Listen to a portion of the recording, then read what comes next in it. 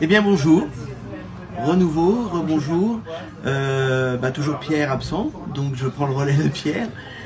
Écoutez, aujourd'hui, découverte encore une fois d'une nouvelle maison, un très beau travail, cette fois de sourceurs, et des gens qui soutiennent l'agriculture, et notamment les viticulteurs, mais pas que. On va rentrer dans le détail. Donc je vais vous présenter donc aujourd'hui Agathe, Clémence, qui est à côté de moi, qui ont eu la très bonne idée, c'est en fait d'aller chercher dans un certain nombre de coins de France des producteurs, des viticulteurs, des gens qui font du cidre, du poiret, et donc il y a un véritable accompagnement puisque c'est des gens qui ne sont pas forcément super connus, mais qui font un réel travail, un magnifique travail, des changements de vie même pour certains, et qui se sont retrouvés à avoir 2-3 hectares de vignes notamment, et qui se sont investis. Donc on a affaire à des gens passionnés et qui font un travail d'exception, que font découvrir Clémence et Agathe. Clémence, bonjour. Bonjour.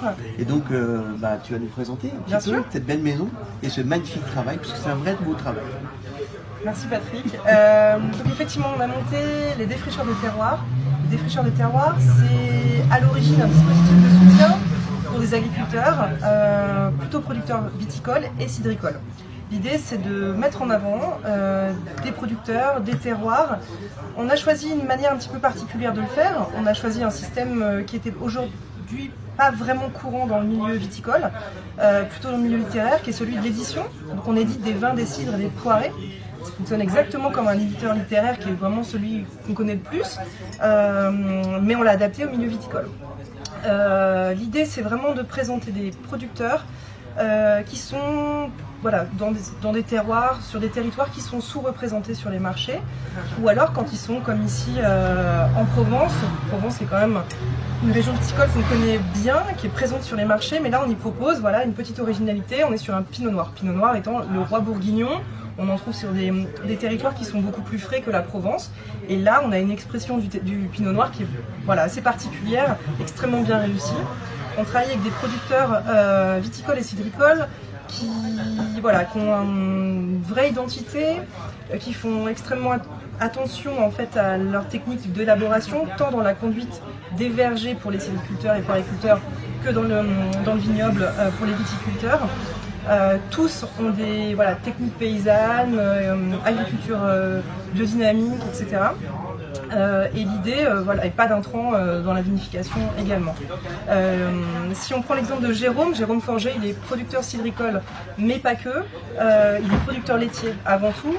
C'est sa principale activité aujourd'hui. Incroyable. Et en fait, il arrive avec ces deux activités à créer tout un écosystème. Il fait pâturer l'ensemble de ses vergers par les vaches, et ça apporte pas mal de choses et de différenciation, notamment sur des produits cidricoles qui sont aujourd'hui connus, cidrés poirés, pas encore rentrés dans les habitudes de consommation, pas autant que devrait mériter ce type de produit. Ça peut devenir un produit un peu à la mode ces derniers temps, notamment le cidre. Exactement. Il y a pas mal de choses qui se sont arrivées, qui se transforment, avec réussite ou parfois un petit peu moins réussi. Exactement. Mais là, on est vraiment sur un vrai travail de terroir. De terroir, prise de mousse naturelle, assemblage. Pour le coup, dans le cidre et le poiré, ce qui se passe en ce moment, c'est qu'on travaille, que les producteurs travaillent vraiment avec des techniques de vignerons. C'est-à-dire qu'on assemble, bon millésime, etc. Chose qui n'était pas encore le cas il y a une dizaine d'années. Voilà ce que je peux dire sur les défricheurs. C'est vrai que l'idée, c'est aussi pour le consommateur de réunir à travers une seule identité. On peut le voir sur le packaging, on a une vraie unité, mais chaque étiquette raconte vraiment l'histoire du producteur. Oui, ça c'est très riche idée. Tant dans l'illustration que dans le contenu éditorial, où on est là vraiment pour mettre en avant le producteur. Peut-être même un peu plus que le produit, même si le produit on en parle et on sait en parler, etc. L'idée, c'est que la clé d'entrée soit vraiment très personnelle, et qu'on, sans rentrer dans les anecdotes, etc., mais qui peuvent parfois être très amusantes et très sympas, l'idée c'est vraiment de se dire, on fait connaître un producteur, et ce producteur fait des vins, des cidres et des poirées qui lui ressemblent. Donc si on connaît mieux qui on a derrière, on comprendra bien mieux ce qu'on a dans notre verre et ce qu'on est en train de consommer. tant dans la manière dont c'est fait que dans le goût, etc. Voilà, on représente différents producteurs qui viennent un peu partout en France, la Normandie, le Roussillon. En termes de région, on se positionne essentiellement... la Loire, la Normandie, le Roussillon, la vallée du Rhône, le Languedoc.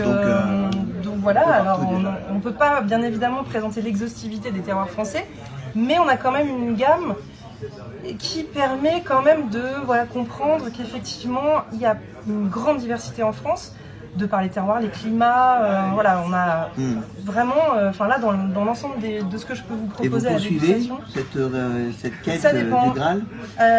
Alors on peut continuer, parce que nous on travaille sous forme de collection, hein, on a vraiment choisi aussi un champ lexical qui se rapproche le plus de la maison d'édition classique, et donc par collection, généralement l'idée c'est qu'on présente différents producteurs. Donc on change, après voilà, on a des coups de cœur aussi, on a des gens avec qui on a lié une relation qui est vraiment sympathique et forte. Et l'idée, c'est aussi de les suivre et de montrer que voilà, on peut changer de millésime aussi, on peut proposer d'autres produits de leur gamme.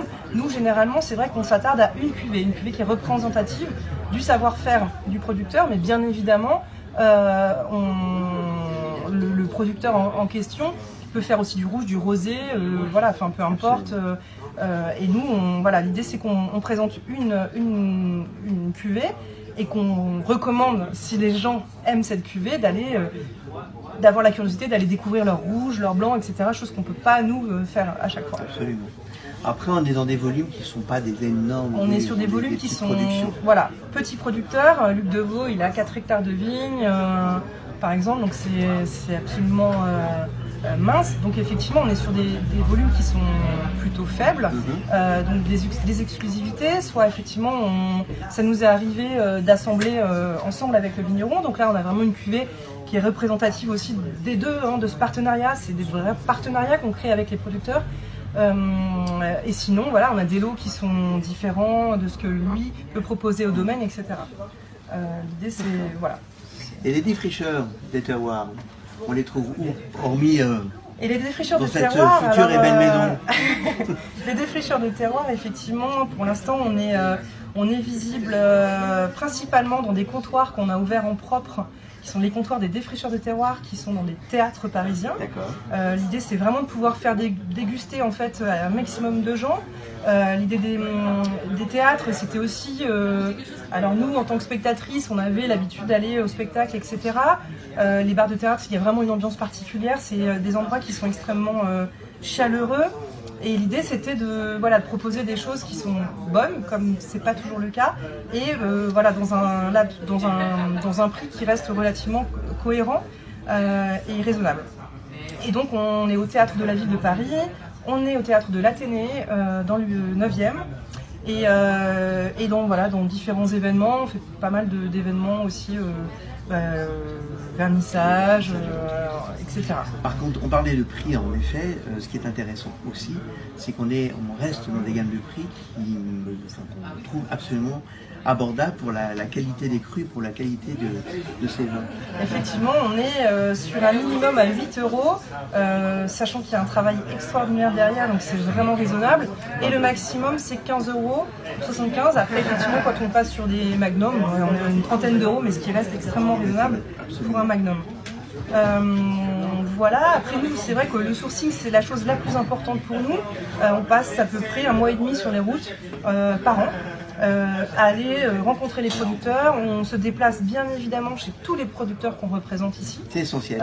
C'est essentiel pour les connaître, savoir comment ils travaillent, voir un peu effectivement les vignes, la vinification, comment ça se passe chez eux.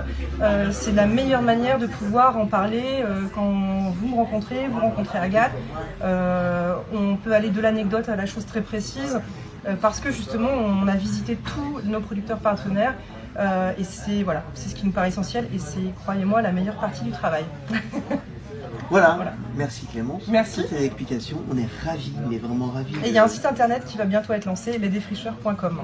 Parfait. Voilà. Donc il y aura tout sur internet aussi. Exactement. Notamment, je pense, toute l'histoire de tous ces producteurs. Bon, en tout cas, ravi de vous accueillir, parce que c'est un très beau travail. Ravi que vous soyez là pendant cette période temporaire, le temps de lancer les travaux sur 43 rue Burgkampf. Et on aura plaisir à vous retrouver à l'ouverture en octobre. Début, milieu, fin, on n'en sait pas trop encore. Mais en tout cas, de retrouver et de pouvoir servir, entre autres, ces vins dans ce lieu. Voilà. Parfait. Merci Clément. Au plaisir de vous retrouver tous et à très bientôt.